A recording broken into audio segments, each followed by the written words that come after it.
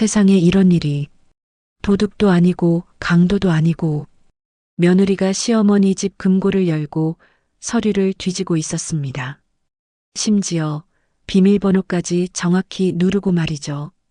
아니, 어떻게 이런 일이 현실에서 벌어질 수 있는 걸까요? 진짜 드라마도 아니고.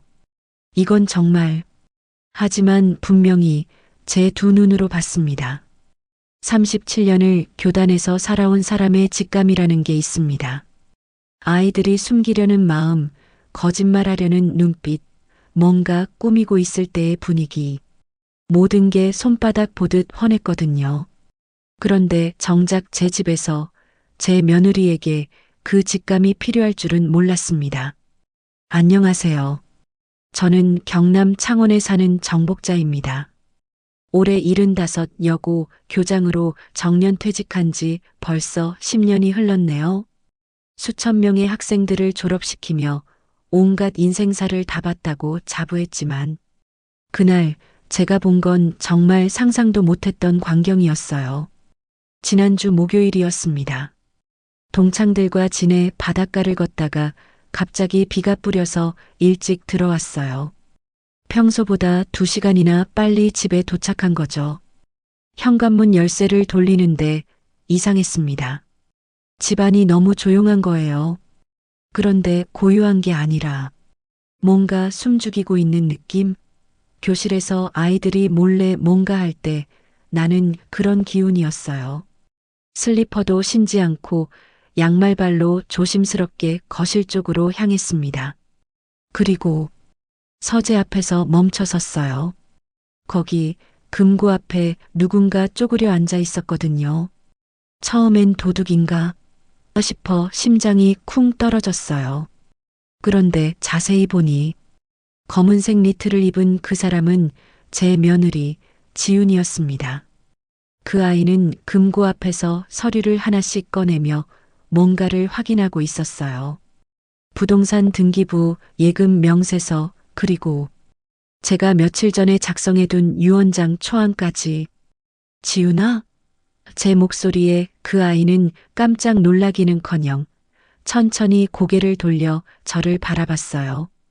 당황한 기색도 없이 오히려 미안하다는 듯 살짝 웃으며 말했습니다. 어머님, 일찍 오셨네요. 그 말투가 마치 자기 집에서 자기 물건을 정리하다 들킨 것처럼 자연스러웠어요. 요즘 어머님이 깜빡깜빡 하시는 것 같아서요. 혹시 중요한 서류들이 어디 있는지 미리 알아두면 좋을 것 같아서. 30년간 학생들의 변명을 들어온 제 귀에 그 말은 너무나 익숙한 패턴이었습니다. 선의를 포장지로 감싼 변명. 하지만 눈빛은 거짓말을 하고 있었어요. 비밀번호는 어떻게 알았니? 아, 그게 아버님 생신이잖아요. 혹시나 해서. 그 순간 온몸에 소름이 돋았습니다. 비밀번호를 혹시나 해서 맞췄다고요? 몇 번이나 시도해 본 걸까요? 지훈이는 서류를 차곡차곡 정리하며 덧붙였어요. 어머님, 요즘 갑자기 쓰러지시는 분들 많다고 하잖아요. 미리미리 준비해 두시는 게. 그 말을 끝까지 듣지 못했습니다. 귀에서 윙윙거리는 소리가 났거든요. 됐어. 일어나. 제 목소리는 생각보다 차분했어요. 30년간 문제 상황을 다뤄온 교사의 목소리였죠. 지훈이가 나간 후 저는 혼자 서재에 앉아 있었습니다. 그리고 문득 현관 CCTV가 생각났어요. 확인해 보니 전원 코드가 뽑혀 있더군요. 콘센트에서 깔끔하게. 그제야 확실해졌습니다. 이건 우연이 아니었어요. 계획이었죠. 37년간 수많은 학생들을 지켜봐온 제 눈으로 봐도 이 아이를 완전히 놓쳤구나 싶었어요. 아니, 놓친 게 아니라 아예 보지 못했던 거죠. 그날 밤 저는 결심했습니다. 지훈이라는 아이를 처음부터 다시 봐야겠다고. 마치 새학기에 문제아를 맡은 담임처럼 차근차근 관찰하고 이해해보자고. 분노나 실망보다는 궁금했어요. 이 아이가 언제부터 왜 이런 마음을 갖게 되었을까? 그것부터 알아야 진짜 해결책이 보일 테니까요. 그날 밤부터 저는 지훈이와의 5년을 되짚어보기 시작했어요. 마치 문제 학생의 생활 기록부를 정리하듯 차근차근 기억을 꺼내어 다시 살펴봤습니다. 교사 시절 습관이죠. 문제 행동에는 반드시 신호가 있거든요. 처음 만났을 때 지훈이는 정말 좋은 아이였어요. 어머님, 정말 기품이 있으세요. 교장 선생님이셨다니. 저희 어머니보다 훨씬 우아하세요. 그때 그 말이 진심이었다고 생각해요. 28살 신혼 며느리가 떨리는 마음으로 한 첫인사였죠. 눈빛도 맑았고 손도 살짝 떨고 있었거든요. 결혼 초기 2-3년은 정말 모범적이었어요. 명절 때마다 미리 와서 전 부치고 설거지하고 어머님 앉아 계세요. 제가 할게요라며 부지런히 움직였죠. 그런데 언제부터였을까요? 아, 기억났어요. 작년 초 석 때였습니다. 어머님, 요즘 물가가 너무 올랐어요. 저희도 애 키우느라 좀 빠듯해지네요. 그때 처음으로 경제적 어려움을 언급했어요. 저는 그냥 그렇구나, 힘들겠네 하고 넘겼는데 지금 생각해보니 그게 신호였나 봐요. 그 이후로 지훈이의 말에 미묘한 변화가 생겼어요. 어머님, 요즘 시부모님들이 자식들 경제적 부담 덜어주시는 분들 많다던데요. 아파트 대출금리가 너무 올라서 재훈이가 스트레스 많이 받아요. 친정아버지가 당뇨 합병증으로 병원비가 하나씩 흘리는 말들이었어요. 직접적인 요청은 아니었지만 분명 뭔가를 기대하는 뉘앙스였죠. 교사였던 제가 봐도 이 아이는 말하기 어려운 상황에 놓여 있었어요. 도움이 필요하지만 직접 말하기엔 자존심이 상하고 그렇다고 참기엔 상황이 급하고 그런 딜레마 속에서 점점 다른 방법을 생각하게 된 것 같아요. 어머님, 요즘 상속세가 워낙 높아서 미리미리 정리 안 하시면 나중에 자식들이 힘들다더라고요. 유언장도 요즘은 법적으로 확실하게 해두셔야 한대요. 공증 받고 이런 말들을 자연스럽게 대화에 섞어가며 떠보기 시작했죠. 저는 그때도 그런가 보다 하고 넘겼어요. 요즘 젊은 세대가 현실적이니까 그럴 수도 있겠다 싶었거든요. 하지만 지금 보니 그 아이는 조금씩 탐색을 하고 있었던 거예요. 결정적이었던 건 지난달이었어요. 어머님, 혹시 집 비밀번호 바꾸실 생각 없으세요? 요즘 보안이 중요하다고 하던데. 그러면서 자연스럽게 지금 비번이 아버님 생신이죠? 라고 확인했어요. 그때 저는 맞아, 기억력이 좋네 하고 웃었는데 지금 생각해보니 그게 확인 작업이었던 거죠. 더 소름 돋는 건 최근 들어 지훈이가 집에 올 때마다 미묘하게 CCTV 각도를 확인하던 모습이었어요. 어머님, 이 CCTV 화질이 참 좋네요. 밤에도 잘 나와요? 전원이 불안정하면 갑자기 꺼질 수도 있겠어요. 당시엔 그냥 관심 있어 하는구나 싶었는데 이것도 사전 조사였던 거네요. 가장 마음이 아픈 건 이 모든 변화의 배경이 정말 절박한 상황이었다는 거예요. 재훈이한테 들어보니 친정아버지가 당뇨 합병증으로 투석을 받고 계시고 월 치료비만 200만 원이 넘는다고 하더군요. 거기다 재훈이 직장도 코로나 이후 임금 동결 상태고 그 아이 입장에서는 정말 막막했을 거예요. 시댁에 도움을 요청하자니 자존심 상하고 그렇다고 상황은 점점 악화되고 그러다 보니 다른 방법을 생각하게 된 거겠죠. 어차피 언젠가는 상속받을 재산 미리 알아두면 안 될까? 혹시 유언장에 내 이름이 없으면 어떡하지? 시어머니께 직접 말씀드리기엔 너무 부담스러우니까. 이런 생각들이 꼬리에 꼬리를 물며 결국 그날의 행동으로 이어진 것 같아요. 교육자로서 저는 알아요. 나쁜 행동도 나쁜 마음에서만 나오는 건 아니라는 걸. 때로는 좋은 마음이 잘못된 방향으로 흘러가기도 하거든요. 지훈이도 그런 경우인 것 같아요. 가족을 위한 마음은 진짜였지만 방법을 잘못 선택한 거죠. 하지만 이해한다고 해서 넘어갈 수는 없어요. 선을 넘은 건 분명하니까요. 이제 저는 결심했습니다. 이 아이와 정면으로 대화를 해봐야겠다고. 왜 그런 선택을 했는지, 정말 어떤 도움이 필요한지 직접 물어보기로요. 교육자의 마지막 역할이라고 생각하며 기회는 생각보다 빨리 왔어요. 그 주 일요일 지훈이가 반찬통을 들고 찾아왔습니다. 평소와 다름없는 밝은 미소로 어머님, 안녕하세요. 하며 인사했죠. 저는 차분히 말했어. 지훈아 앉아. 이야기 좀 하자. 37년간 상담실에서 학생들과 대화해온 경험이 있어요. 추궁하면 아이들은 더 움츠러들거든요. 기회를 주는 게 먼저죠.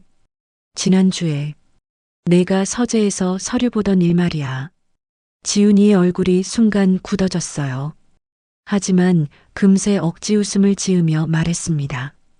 어머님, 그거 정말 죄송해요. 그냥 혹시나 해서. 왜 말하지 않았니? 도움이 필요하면 말했어야지. 제 목소리는 꾸짖는 게 아니라 궁금해하는 톤이었어요. 정말 이 아이의 마음을 알고 싶었거든요. 지훈이는 한참을 망설이다가 고개를 숙였어요. 사실은 친정아버지가 많이 아프세요. 투석도 받고 계시고 병원비가 너무 많이 나와서 드디어 진실이 나오기 시작했어요. 말씀드리고 싶었는데 어머님께 부담 드릴까봐. 그리고 혹시 거절당하면 어떡하나 싶어서 무서웠어요. 그래서 몰래 알아본 거니? 네. 죄송해요. 정말 잘못했어요. 지훈이의 목소리가 떨리고 있었어요. 처음으로 진심이 느껴졌죠. 저는 조용히 물었습니다. 얼마나 필요한데? 수술비랑 치료비 합쳐서 3천만 원 정도요. 저희가 대출받아서 어떻게든 해보려고 했는데 금리가 너무 높아서 구체적인 숫자가 나오니 상황이 더 명확해졌어요. 그렇게 급했으면 더더욱 말했어야지. 가족한테 숨길 일이 뭐가 있어? 그런데 지훈이의 다음 말이 제 마음을 복잡하게 만들었어요. 어머님, 사실 재훈이도 알고 있어요. 근데 재훈이가 엄마한테 말하지 말자고 했어요. 뭐라고? 본가에 부담 주기 싫다고. 그리고 솔직히 말해서 지훈이가 더 큰 용기를 내는 것 같았어요. 재훈이는 어머님이 거절하실까봐 무서워했어요. 우리 엄마는 원래 현실적이시거든이라면서 그 말에 가슴이 철렁했어요. 제가 평소 어떤 모습이었는지 돌아보게 되더군요. 재훈이가 그런 말을 했다고? 네. 그래서 저라도 미리 알아봐야겠다고 생각했어요. 혹시 유언장에 저희 이름이 있는지, 없다면 어떻게 해야 할지. 저는 한숨을 깊게 쉬었어요. 아들도 며느리도 모두 제게 직접 말하기를 두려워했다는 게 씁쓸했거든요. 지훈아, 그래도 그 방법은 아니었어. 네, 알아요. 정말 죄송해요. 비밀번호는 어떻게 알았어?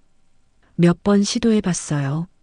아버님 생신, 결혼기념일. 세 번째에 맞았어요. 솔직하게 대답하는 모습에서 이 아이의 절박함이 느껴졌어요. 그때 현관문이 열리는 소리가 났어요. 재훈이가 들어오더군요. 엄마, 지훈이 왔구나. 무슨 이야기 중이세요? 저는 재훈에게 직접 물었어요. 재훈아, 장인어른이 많이 아프시다면서 왜 엄마한테 말 안 했어? 재훈이의 얼굴이 당황스럽게 변했어요. 엄마, 그게 내 아내가 우리 집 금고를 뒤지게 만들 정도로 급한 상황을 왜 가족한테 숨겼어? 재훈이는 한참을 머뭇거리다가 말했어요. 엄마, 솔직히 말하면 부담스러우실까 봐서요. 그리고 거절당하면 서로 어색해질까 봐. 아들이 엄마를 그렇게 생각하고 있었다고? 제 목소리가 조금 높아졌어요. 서운함이 올라오더군요.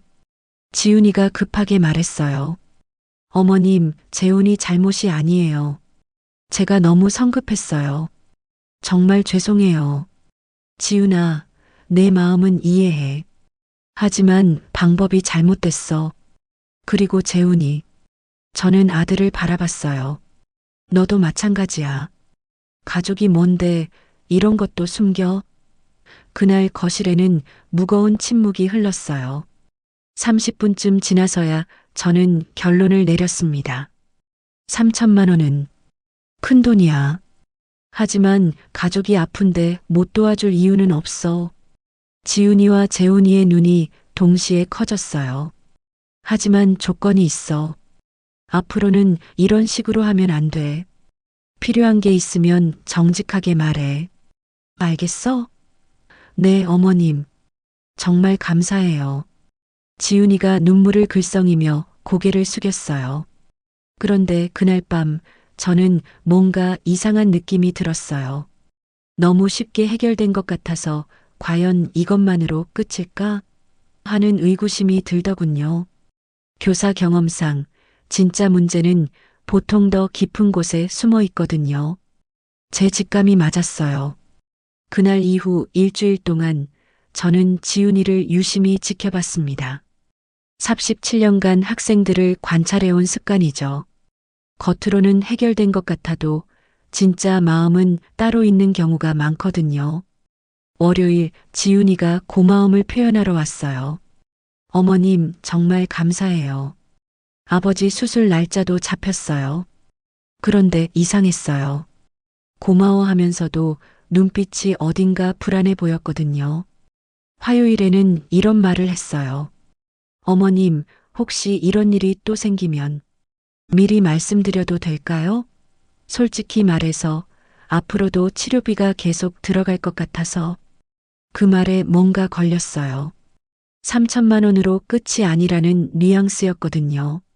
목요일 저녁 지훈이가 재훈이와 통화하는 소리가 우연히 들렸어요. 여보, 어머님이 생각보다 쉽게 주시더라고. 앞으로도 괜찮을 것 같아. 그래, 다행이다. 그럼 엄마 통장에 얼마나 있는지 확인해 봤어? 제 심장이 쿵 떨어졌어요. 확인해 봤다고? 그날 밤 저는 결심하고 CCTV를 자세히 확인해 봤습니다. 지훈이가 처음 왔던 그날 말고 그 이후 영상들도 말이에요. 놀라운 사실을 발견했어요. 지훈이는 그 뒤로도 2번이나 더 왔었거든요.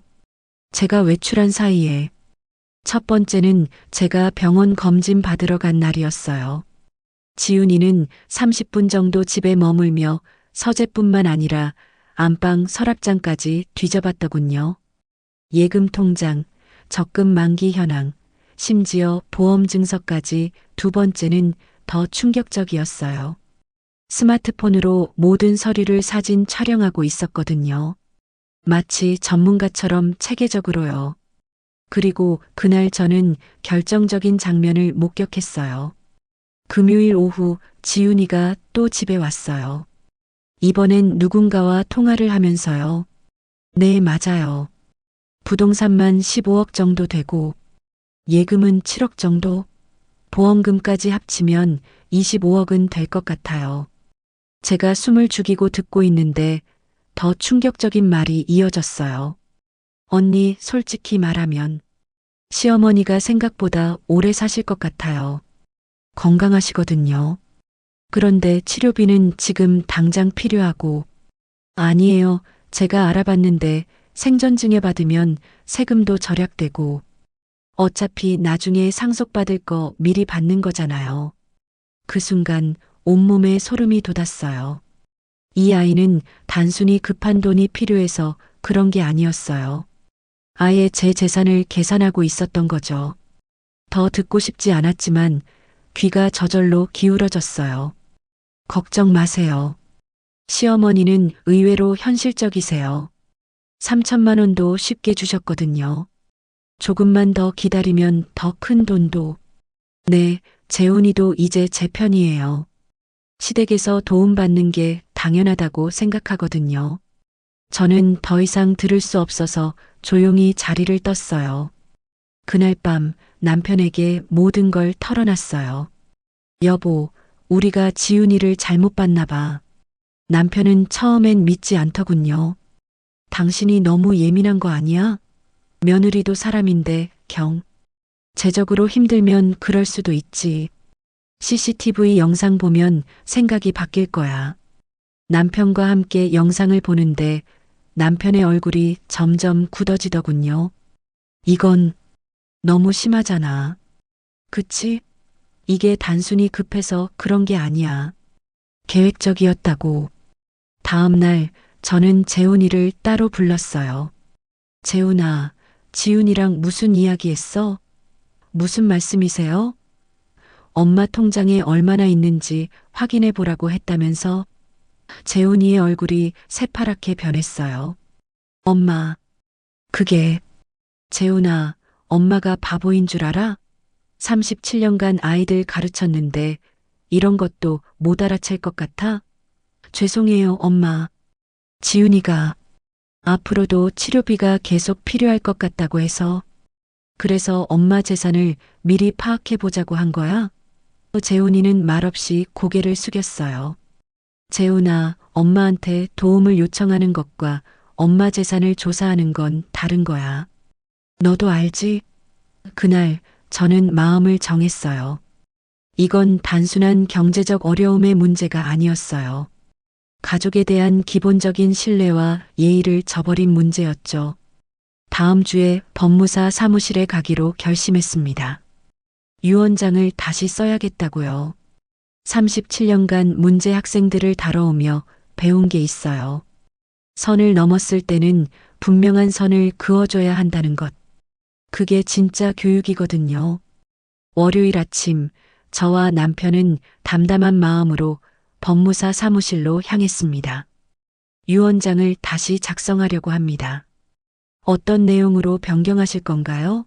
월요일 아침 저와 남편은 마음을 단단히 먹고 법무사 사무실로 향했습니다. 유언장을 다시 작성하려고 합니다. 어떤 내용으로 변경하실 건가요? 딸 지은에게 40%, 아들 재훈에게 35%, 정복자 장학회 설립 기금으로 25%, 며느리 지훈은 제외합니다. 네, 아드님 몫이 조금 적게 책정되었네요. 남편과 의논했는데 그렇다고 아들한테 한 푼도 안 줄 수는 없을 것 같아요. 아들은 이미 결혼할 때 아파트 하나 해줬고 사업 자금도 지원했어요. 그리고 이번 일로 책임도 있고요. 딸은 그동안 받은 게 별로 없어서요. 법무사가 고개를 끄덕이며 이해한다는 표정을 지었어요. 저는 망설이지 않았습니다. 37년간 교육자로 살아온 마지막 수업이라고 생각했거든요. 그 주 목요일 지훈이가 또 집에 왔어요. 이번엔 친정 어머니와 함께 왔어요. 사돈 잘 지내셨죠? 지훈이 아버지 수술비 일로 늦었지만 다시 한번 감사 인사를 드립니다. 인사를 나눈 후 지훈이가 조심스럽게 말을 꺼냈어요. 어머니 사실 아버지 상태가 생각보다 안 좋아서요. 추가로 치료비가 더 필요할 것 같아요. 저는 차분히 대답했어요. 그래, 얼마나 더 필요한데? 2천만 원 정도요. 죄송합니다. 정말 면목 없지만 부탁할 만한 곳도 없습니다. 어쩔 수 없어서. 다시 찾아뵙게 되었어요. 그때 지훈이 어머니 안사돈이 끼어들었어요. 사실 사돈께서 넉넉하시고 여유 있으시니 아이들 사정 봐서 미리 생전 증여받는 것도 방법일 것 같아서요. 세금도 절약되고 그 순간 저는 모든 퍼즐이 맞춰지는 걸 느꼈어요. 지훈이 혼자만의 계획이 아니었던 거죠. 생전 증여요? 네, 어차피 나중에 상속받을 거 미리 받으면 서로에게 도움이 되잖아요. 저는 잠시 침묵했다가 말했어요. 그런 계획이 있으시구나. 그런데 전 이미 유언장을 다시 썼어요. 지훈이의 얼굴이 순간 굳었어요. 어떻게 쓰셨나요? 딸 지은이에게 40%, 아들 재훈에게 35%, 장학회에 25%. 지훈이 몫은 없어요. 정적이 흘렀어요. 지훈이 어머니가 먼저 입을 열었습니다. 그게 무슨 말씀이세요? 며느리도 가족인데 가족이라면 가족답게 행동해야죠. 저는 평생 교사로 살아온 단호함으로 말했어요. 지훈이는 우리 집에 무단 침입해서 재산을 조사했어요. CCTV에 다 찍혀 있고요. 지훈이가 급하게 변명했어요. 어머님, 그건 정말 급해도 되는 일이 있고 안 되는 일이 있단다. 그날 이후 일주일 동안 재훈이와 심각한 대화를 나눴어요. 엄마, 지훈이도 반성하고 있어요. 한 번만 기회를. 재훈아, 내가 지훈이 편만 들면 엄마 아빠는 어떻게? 그런 게 아니야. 지훈이도 상황이 너무 급박하다고 남의 집 금고를 뒤져도 되는 거야? 재훈이는 할 말이 없었어요. 엄마가 교사로 37년을 살면서 배운 게 있어. 잘못했을 때는 반드시 책임을 져야 한다는 거야. 가족이라고 해서 무엇이든 용서되는 건 아니야. 오히려 가족이기 때문에 더 확실한 선을 그어야 할 때가 많은 거야. 재훈이도 그제야 고개를 끄덕였어요. 아들 역시 이번 일에서 자유로울 수 없었거든요. 한 달 후 지훈이가 혼자 찾아왔어요. 지훈아, 너에게 기회를 준 건 맞지만 용서해 준 건 아니야. 앞으로 지훈이가 어떻게 행동하느냐에 따라 우리도 달라질 거야. 물론 재훈이도 이번 일을 다시 한번 새겨야 할 거야. 가족도 신뢰가 바탕이 되어야 하니까. 긴 이야기 끝까지 읽어주셔서 정말 감사합니다. 어려운 상황에서도 원칙을 지키는 게 얼마나 중요한지, 가족이라고 해서 모든 걸 무조건 용서하는 게 아니라는 걸 함께 생각해 볼 수 있었으면 좋겠어요. 구독자님들의 가정에도 서로를 존중하는 건강한 관계가 이어지시길 바랍니다. 오늘도 소중한 시간 내어 읽어주시고 좋아요와 구독으로 응원해 주셔서 감사합니다. 여러분 가정에 언제나 행복하시길.